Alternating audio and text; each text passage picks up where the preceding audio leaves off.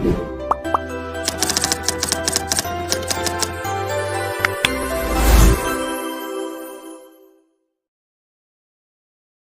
Assalamualaikum warahmatullahi wabarakatuh.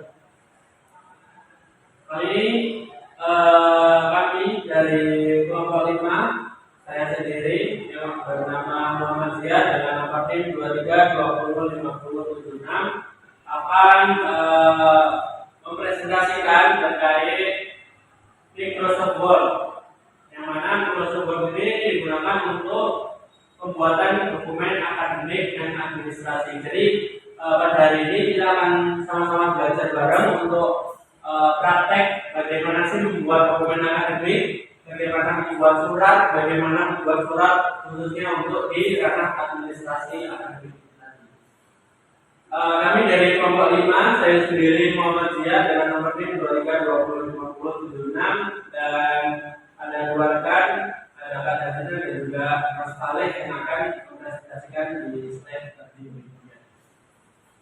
Langsung saja untuk pembahasan yang pertama, yakni kita perlu tahu terlebih dahulu seberapa penting sih standar dokumen itu.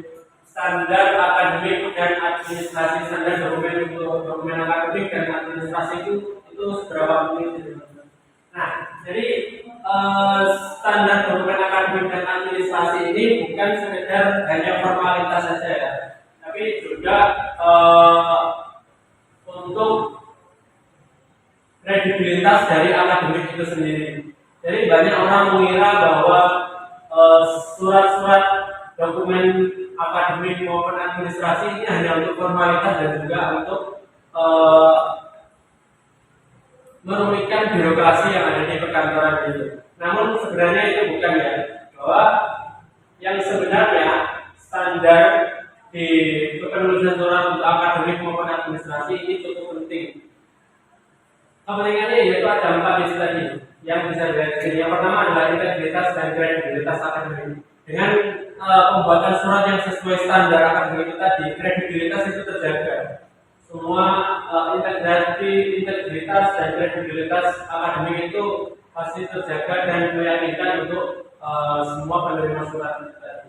Terus yang kedua, efisiensi dan konsistensi administrasi.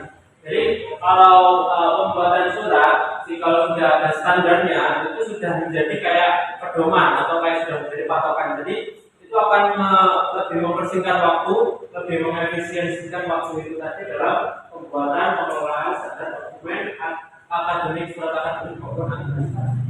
Terus yang ketiga, akuntabilitas dan transparansi. Dengan adanya pedoman ini, semua surat yang isi surat itu dapat transparansi, dapat dipertanggungjawabkan akuntabilitas itu tadi. Dan yang terakhir adalah patuh hukum dan regulasi. Karena di pembahasan kita ini nanti juga akan membahas standar dokumen di bidang di ranah Kemenak dengan pedomannya dari Kementerian Agama. Yang mana itu tadi kepatuhan hukum dan juga regulasi. Nah, terus bagaimana sih cara mengolah dokumen akademik itu tadi? Yang pertama, teman-teman juga harus menyiapkan daripada software-nya itu sendiri, yaitu Microsoft Word. Nah, Microsoft Word itu apa sih buat teman-teman yang belum tahu? Microsoft Word ini adalah sebuah software yang berfungsi untuk membuat, mengedit, memformat, mencetak dokumen berbasis teks. Seperti mungkin teman-teman sudah pernah bikin kayak makalah, surat proposal, surat undangan, brosur dan lainnya, itu bisa dibuat melalui Microsoft Word. Nah, ada juga Microsoft Word ini untuk membuat dari surat keputusan, surat undangan, proposal kegiatan, laporan dan juga format administrasi laporan ke madrasah, yang mana kelima contoh ini adalah salah satu surat dokumen yang formal, dokumen akademik, dokumen administrasi yang harus memiliki pedoman atau standar yang dipatuhi. Nah, ini pengenalan dari standar dokumen Kemenak. Nah, ruang lingkup standar dokumen Kemenak itu apa saja sih? Dokumen ini itu dari standar Kemenak ini mengatur segala aspek jenis spasi persuratan. Meliputi apa saja sih? Meliputi jenis naskah dinas. Jadi naskah dinas itu ada pengelompokannya ya. Jadi ada naskah dinas arahan seperti surat keterangan atau SK, ada instruksi, ada SOP. Ada surat korespondensi itu seperti surat dinas atau nota dinas. Terus ada juga surat naskah khusus seperti perjanjian, surat kuasa, dan juga ada laporan seperti itu. Dan juga selain jenis naskah dinas itu di pedoman ini juga meliputi penyusunan fisik, termasuk ada pedomannya terkait ukuran kertasnya itu dipakai seberapa, kertasnya itu apa saja, jenis hurufnya itu apa saja, dan tata itu bagaimana, itu semua sudah diatur oleh pedoman dari Kemenak itu sendiri. Identitas, nah identitas juga harus diatur ya teman-teman untuk pedomannya, yakni untuk penggunaan lambang negara, lambang Garuda, dan juga lambang Kemenak di kelas pertama, serta cap dinas, cap stempel dinas itu juga ada aturannya. Jadi terus yang keempat yaitu kewenangan. Jadi ada pedomannya juga, kewenangan ini untuk siapa yang berhak menandatangani surat itu tadi, menandatangani dokumen itu tadi.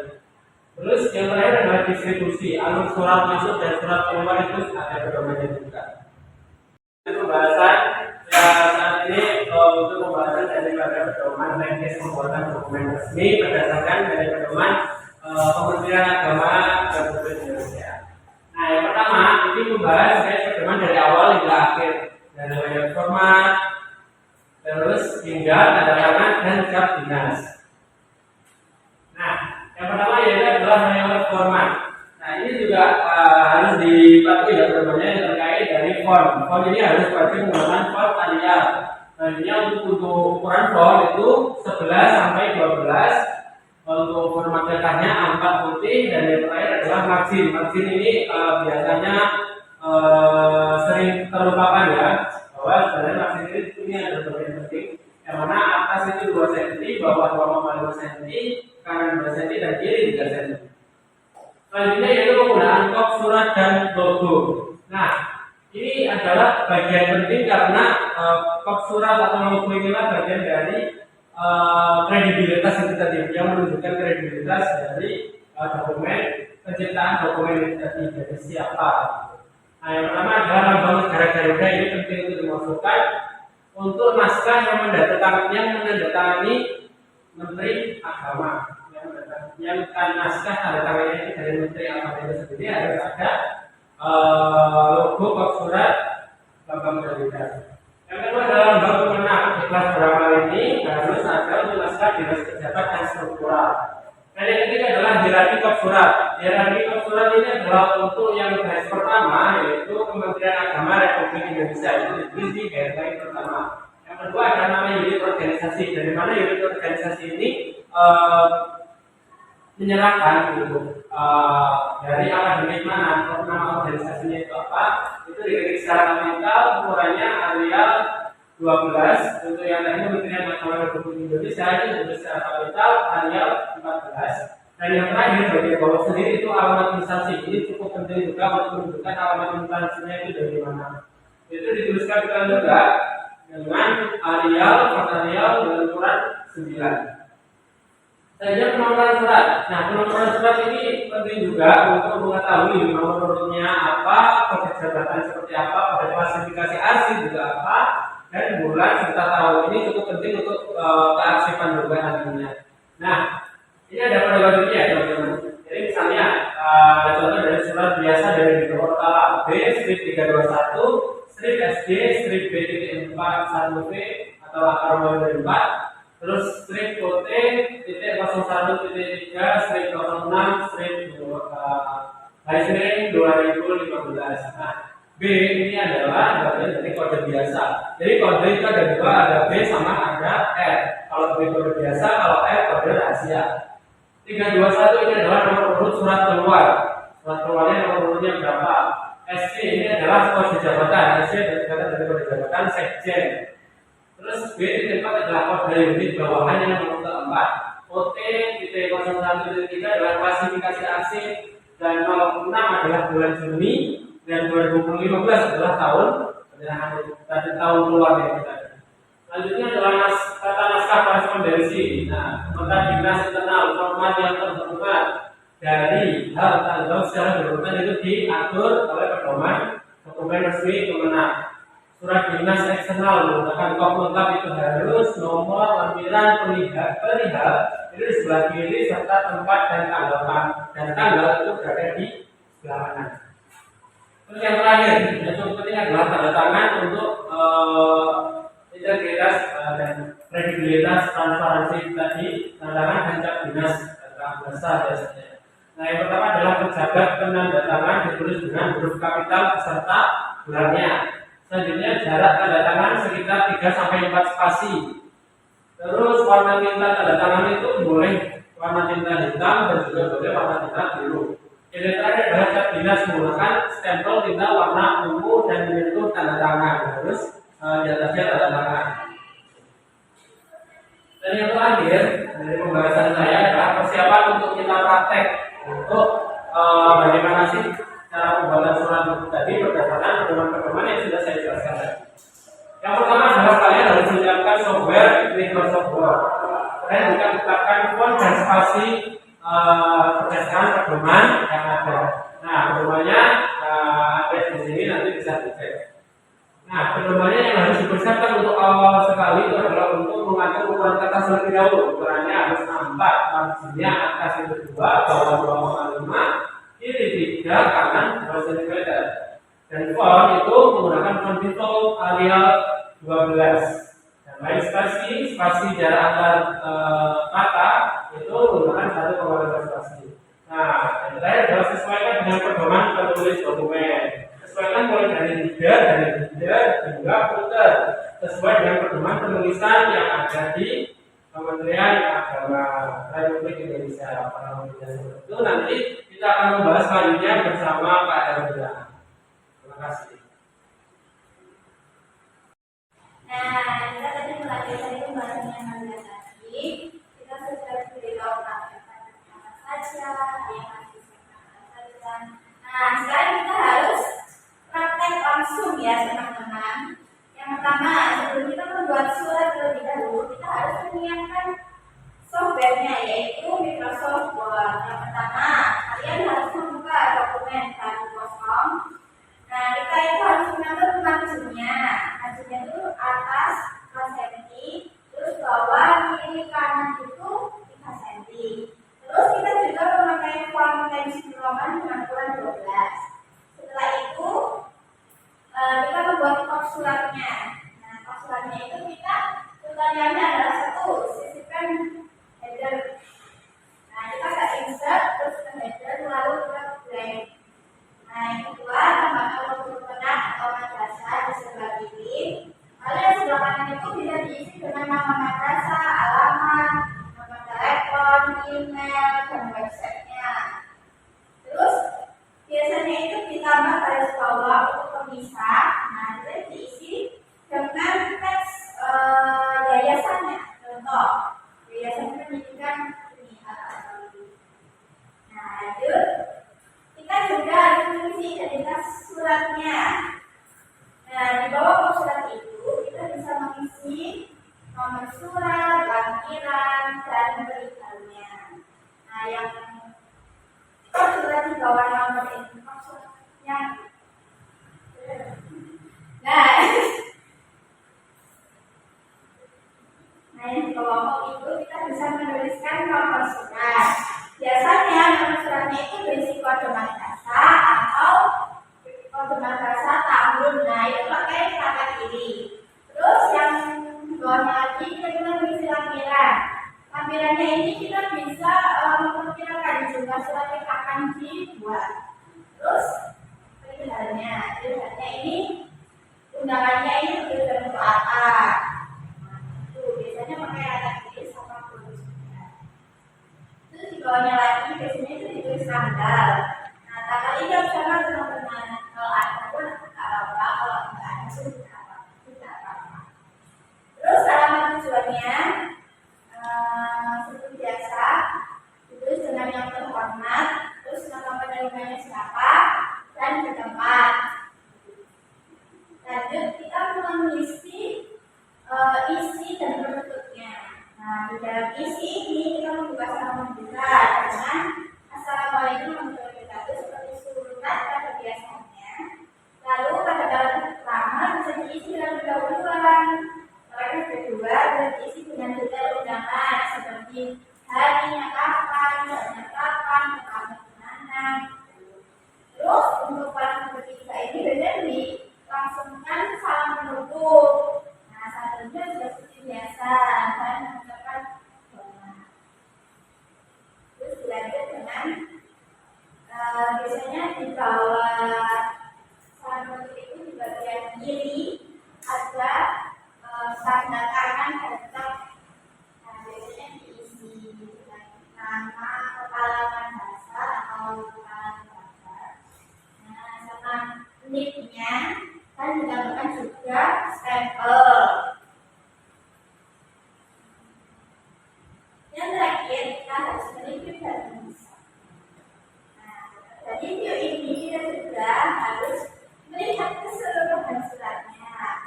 Kita harus memeriksa ejaannya, formatnya sudah sesuai dengan standar penerbitan.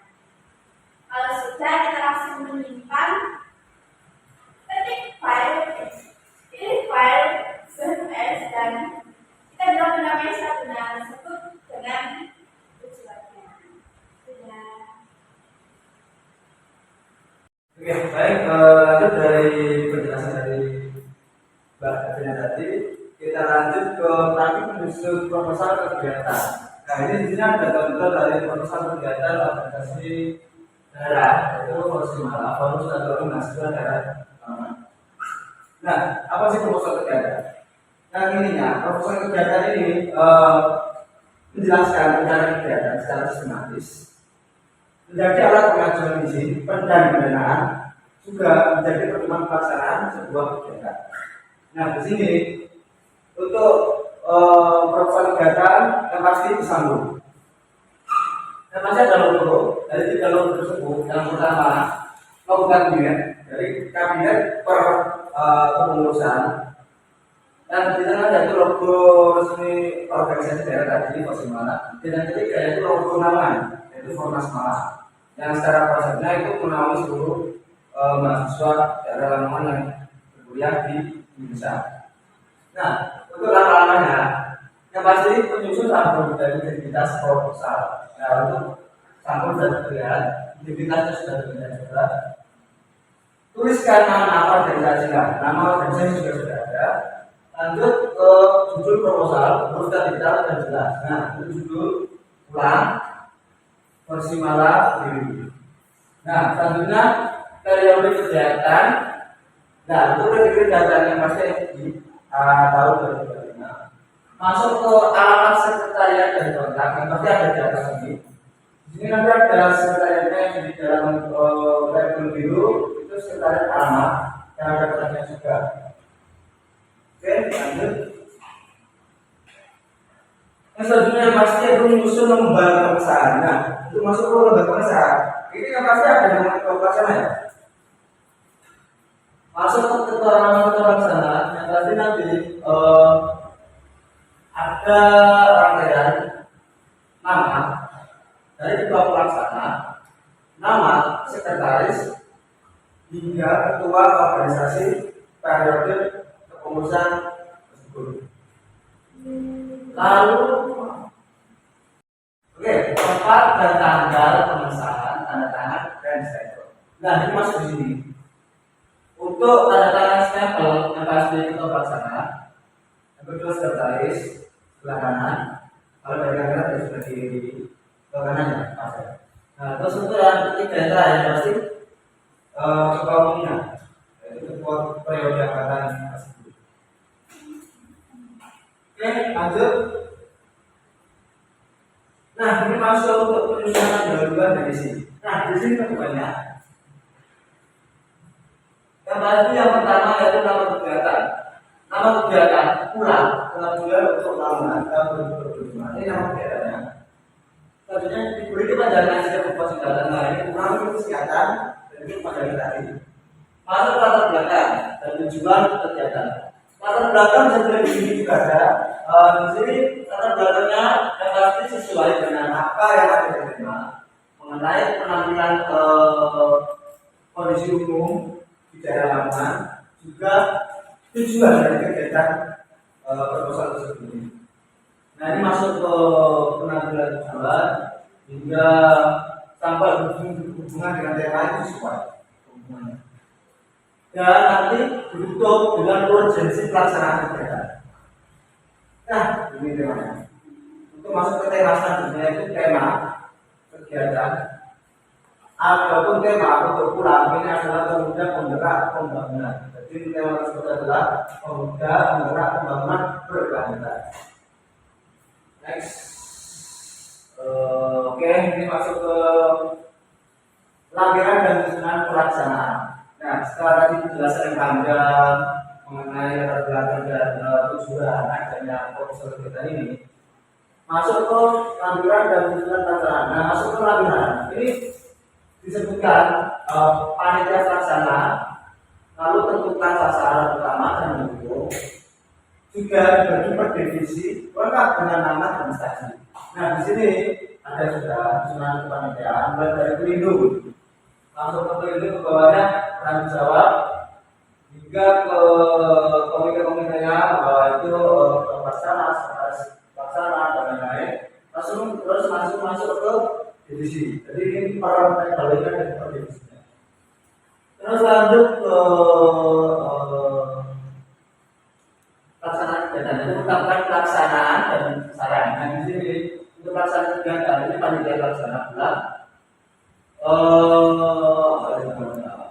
terus satu soal usaha masuk ke sasaran. Sasarannya itu masyarakat desa hingga yang kedua pemuda Lamongan. Nah, masuk ke sasaran juga nanti ada desa-desa hukum, Tridharma, perguruan tinggi, ada RT juga yang bisa diminta nanti hingga hasil rapat kerja bawahnya tadi. Masuk ke susunan acara waktu dan tempat pelaksanaan. Nanti masuk ke penyusunan waktu, tempat dan acaranya. Nah, untuk praktik kepenulisan itu terus per jenis kegiatan, tentukan tanggal dan lokasi kegiatan hingga menggunakan bahasa formal dan deskriptif. Next. Nah, ini untuk menutup dengan anggaran. Jadi kita nanti yang namanya proposal kegiatan itu pasti kita ada satu kali dengan pendanaan. Nah, dengan ada pendanaan kita juga harus sertakan anggaran secara rinci. Nah, untuk pengambilan penutup ini pasti setelah lagi sebelum kita masuk ke anggaran kita pasti kan ada penutupan. Nah, untuk penutup ini isinya yang pertama pasti harapan, yang kedua permohonan dukungan, dan yang terakhir itu pernyataan kesiapan melaksanakan kegiatan tersebut. Langsung setelah itu, setelah penyusunan bentuk, kita masuk ke anggaran.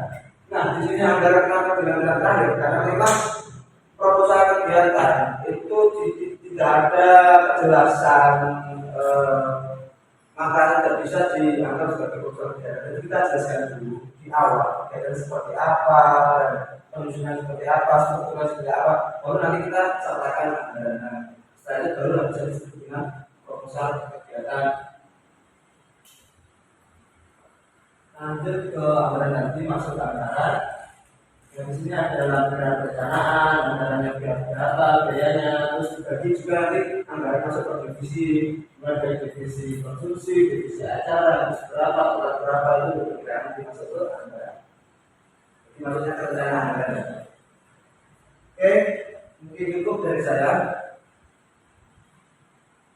Mohon maaf, mungkin dari kami, saya selaku mewakili kita bertiga kelompok 5 ucapkan terima kasih, mohon maaf bila ada salah kata.